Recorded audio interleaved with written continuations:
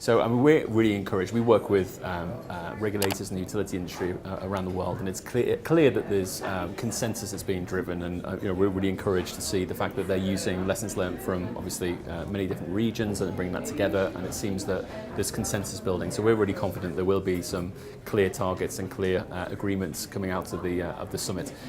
OPower as a company has helped utilities around the world achieve their energy efficiency savings, and in turn their carbon abatement savings, and in turn their wish to lower bills for consumers as well, essentially by bringing what we call behavioural energy efficiency to the utility and to their consumers, essentially helping by educating each consumer that the utility provides energy to with personalised insights to their energy usage, as well as personalised tips on how to lower that energy usage and keep control.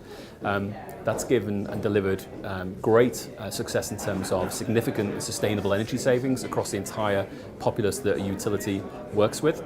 And if you aggregate those savings up, they'll make a significant impact on European and obviously worldwide savings. And when I say savings, we recently conducted some research into Europe specifically, and we looked at the potential that behavioural energy efficiency has in Europe. And we looked at the 26 member states in Europe. And if you take the lessons learned from the 95 utility programs we run today and apply that into that region, what we found is the opportunity is for 12 terawatt hours annual savings in energy usage across those countries, which will deliver over 3 million tons worth of carbon CO2 abatement, which in turn will reduce European bills, energy bills, by over 2 billion euros. So by placing the consumer really at the centre of this and really helping the consumer, if you like, add to the overall energy efficiency program that the whole world and Europe as well, of course, are running,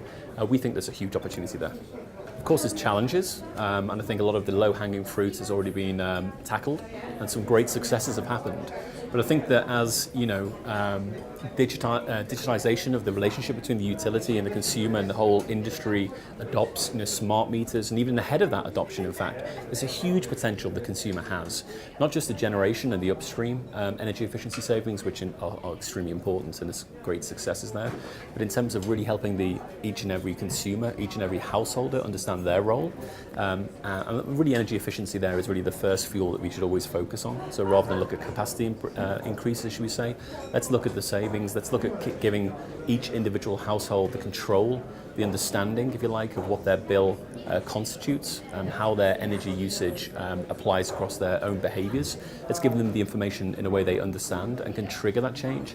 And let's keep giving them that information, and that's really important. Let's sustain the engagement we have with the European consumer, for example, and allow them really to take control of their energy usage. And if we do that systematically across the entire continent, I think the results are going to be huge, and a huge step towards our overall goals.